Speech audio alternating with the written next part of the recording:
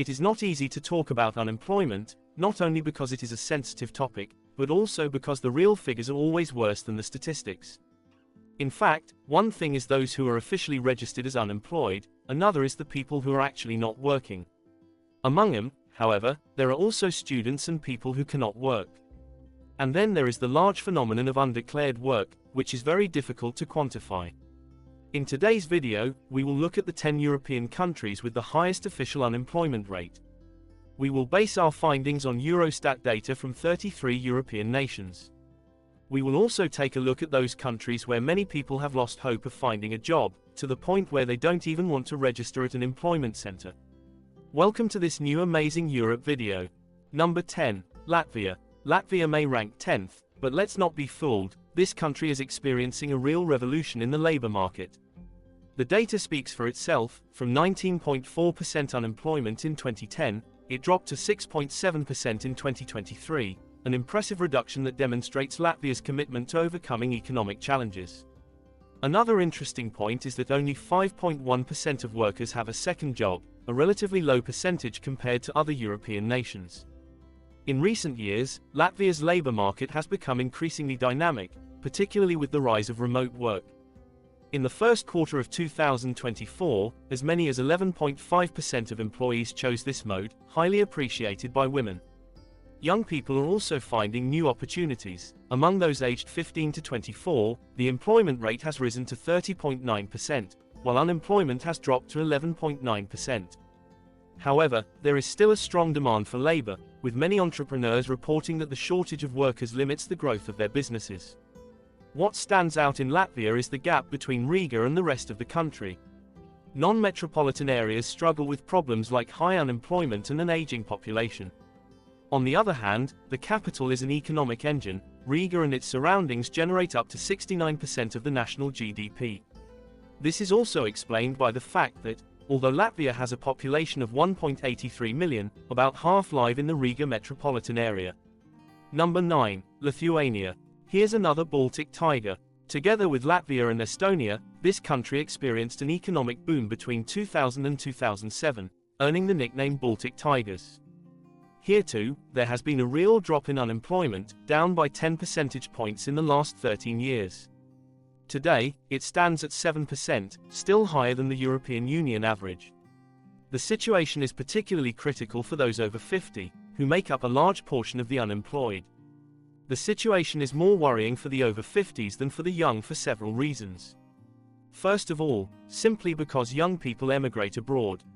As we have already seen in the dedicated video, in the last 12 years, Lithuania has lost almost 18% of its population, mainly young people who emigrated abroad. Many older workers remaining in the country came from the agricultural sector, but over the past 20 years, employment in agriculture has more than halved. This change has left behind those who were unable to adapt to new technologies and market demands, widening the economic gap between young and old. Another factor worsening the situation is taxes.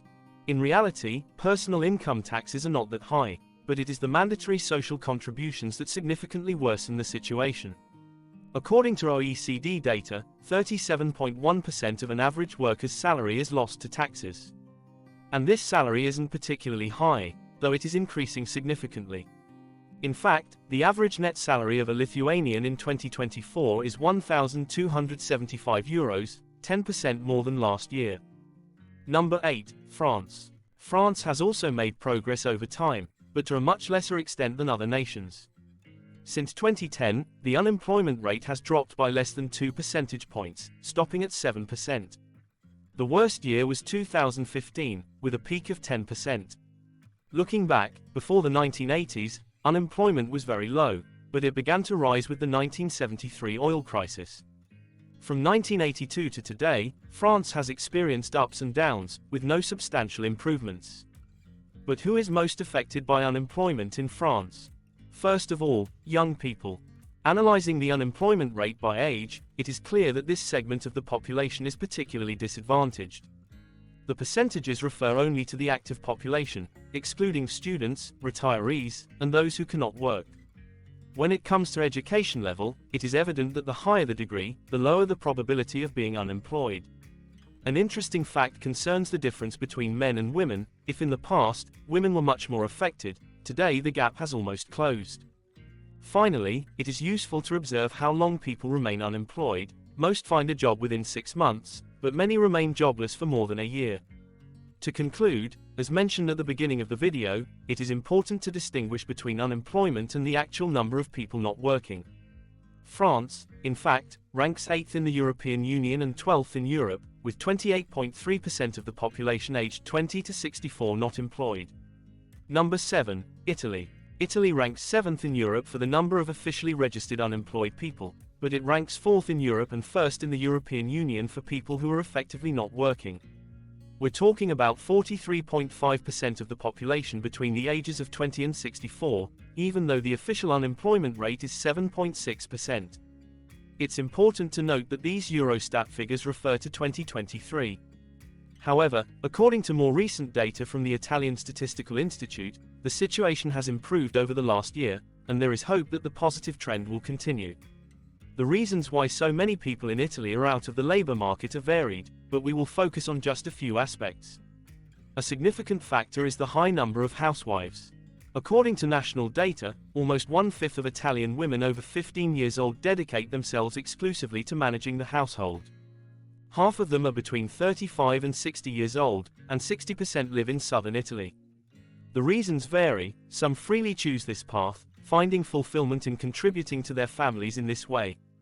Others, however, are forced by a labor market that does not accommodate mothers.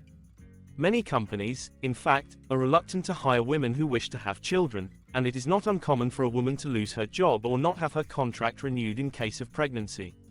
Another widespread issue is undeclared work. Nearly 3 million workers in Italy are irregular. Many of them already have a regular job, but their salary is not enough to make ends meet. Number 6, Serbia. Serbia has also made enormous progress in reducing unemployment, but some clarifications are necessary. In 2012, the unemployment rate was 25.9%, whereas today it has dropped to 9.4%. An impressive decline, certainly, but it must be considered that the number of working-age Serbs has drastically decreased in recent years. Between the aging population and massive youth emigration, many more people in Serbia are retiring than entering the labor market. Despite everything, the Serbian economy has significantly improved. Exports of goods grow year by year, and Serbian products are increasingly in demand abroad, especially in Germany, Bosnia and Herzegovina, Italy, and even China. Key export products include copper, electricity, tires, and particularly wire harness sets for aircraft, vehicles, and ships. Another relevant aspect concerns informal work. This type of employment, not regulated by national labor laws or taxation, remains a challenge for the country. More than half of those employed in the agricultural sector work informally, often even without formal registration. Although undeclared work is not as widespread as it was in the 1990s, when many employers did not register employees, it remains a problem. Today, irregular contracts still exist, such as for occasional work, where employees end up working daily without proper protections. Number 5, Greece. Although there have been significant improvements compared to the recent past, Greece remains a nation struggling to fully recover. Looking at recent years, the peak of unemployment was in 2013 when 27.6% of people between the ages of 20 and 64 were registered as unemployed. Many of you will probably remember the Greek economic crisis, which erupted in 2009. It was caused by massive public debt, uncontrolled public spending, and a lack of market confidence. To avoid default, Greece received financial aid from the Troika in exchange for severe austerity measures, including public spending cuts, wage reductions, and tax increases. These measures led to a deep recession and a dramatic drop in living standards, causing serious social and political tensions in the country. Furthermore, as mentioned earlier, unemployment surpassed 27%. Today, however, the unemployment rate stands at 11%. This is a marked improvement, but considering that in 2009 it was 9.7%, it is clear that there is still a long way to go. The labor market in Greece today is characterized by limited opportunities and structural difficulties. Rigid rules on hiring and firing make it challenging to create new jobs and transition from one job to another. Additionally, many young people lack the training required to enter key sectors such as construction or engineering, and youth entrepreneurship is limited, with few startups. The informal economy is very high, it accounts for a quarter of the country's GDP. This hinders formal employment, depriving workers of proper contracts and protections. Number 4, Spain. Spain holds the highest youth unemployment rate in the European Union, with 28.7% of young people aged 15 to 24 unemployed, a percentage that is double the EU average. If we consider the age group between 20 and 64, the unemployed account for 11.9%. The most affected are young people and immigrants, often hired on temporary contracts, especially in the tourism and construction sectors. But why is unemployment in Spain so high? A professor from the University of Alicante said that this is a million-dollar question to which no one has given a definitive answer. Among the possible causes, the excessive reliance on sectors like tourism and construction stands out, as they are not very resilient during times of crisis. Although there have been attempts to encourage new sectors in recent years, traditional ones continue to dominate the economy. Another expert points out that Spain's economic structure, characterized by many small businesses, could be a key factor. These companies often impose longer working hours than the European average but with lower productivity. Despite Spaniards working more hours than their European neighbors, productivity remains low, a problem that contributes to unemployment. Moreover, in Spain, many overtime hours are unpaid, and the work can be particularly demanding. Some employees work more hours than they should, thus taking away job opportunities from other people who could fill those shifts. These are just some of the hypotheses posed by experts, but they are by no means exhaustive. We would love to hear the opinion of our community. Number 3, Bosnia and Herzegovina. Bosnia and Herzegovina faces significant challenges in developing its labor market, exacerbated by a rapidly aging population and low employment levels. In 2023, the unemployment rate among people aged 20 to 64 reached 13%, but this figure does not tell the whole story. Many Bosnians are not officially registered as unemployed but are effectively jobless or underemployed, with a significant disparity between men and women. The country holds the unfortunate record in Europe, excluding transcontinental countries like Turkey, for the highest percentage of women out of the labor force, nearly 58%. Young people also face great difficulties, with a youth unemployment rate exceeding 30% and 17.6% of young people neither working nor studying. This is compounded by the phenomenon of emigration, which deprives Bosnia of skilled workers. From 2010 to 2022, the country lost 15% of its population. One of the most relevant but often underestimated factors hindering Bosnia's progress is internal divisions. The Dayton Accords fragmented the country into two entities, the Republika Srpska, with a Serb majority, and the Federation of Bosnia and Herzegovina, inhabited by Bosniaks and Croats. These two entities are united by a weak central government, and this political fragmentation has a profound impact on the economy. Moreover, according to the World Bank, the main economic challenge lies in the imbalance of the economic model, which is too focused on the public sector, consumption, and imports, at the expense of investment and exports. Number 2, North Macedonia. North Macedonia has made great progress in recent years, but considering that in 2009 the unemployment rate was 31.7%, it's not surprising that despite improvements, it still stands at 16.3% today. The European Union has implemented several programs to encourage young Macedonians to stay in their country and enter the entrepreneurial world, with a total of €15 million. However, while the EU invests in creating new opportunities, the state budget for 2024 has cut funds allocated to young people. The result is that few entrepreneurs emerge, and many prefer to seek their fortunes abroad. The main concern is that those who leave rarely come back. A study reveals that factors such as corruption, nepotism, inequality, and a general lack of prospects fuel youth unemployment, pushing more and more young people to emigrate to the West in search of a better life.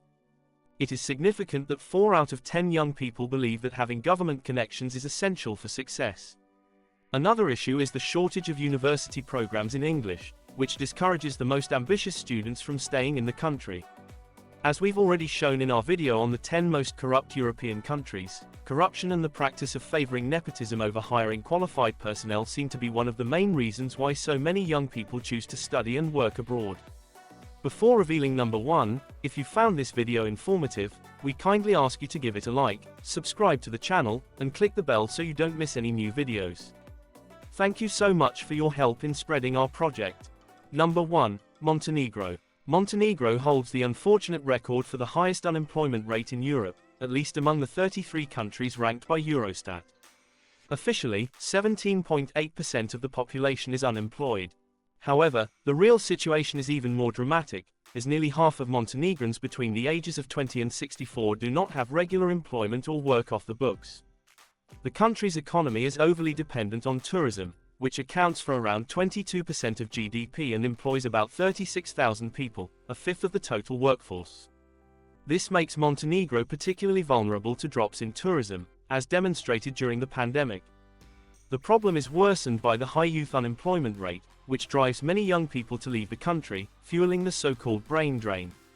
Additionally, Montenegro suffers from a severe labor shortage in key sectors like hotels, restaurants, and construction. The sectors with the highest unemployment rates include wholesale and retail trade, public administration, and construction. Every year, around 20,000 foreign workers, equivalent to 10% of the total workforce, are hired to support the crucial tourist season. Meanwhile, Montenegrins continue to seek opportunities abroad. In 2022, 3/4 of Montenegro's workforce was employed in the service sector, while the IT sector, which employs only 2.6% of the workforce, remains modest. In fact, Montenegro ranked near the bottom in the IT Competitiveness Index for emerging Europe. On the left, you can see the ranking we've covered so far, and on the right, you can see the 10 European nations among the 33 ranked by Eurostat with the highest percentages of people not registered as employed. This doesn't automatically mean they're unemployed, as these figures also include university students, those unable to work, those working off the books, and other categories of people. But this ranking can still help give you a more comprehensive view of the situation. If this topic interests you, we recommend our video on the 10 European countries with the highest salaries. You can find it in the top right corner. That's all for this video. See you next time.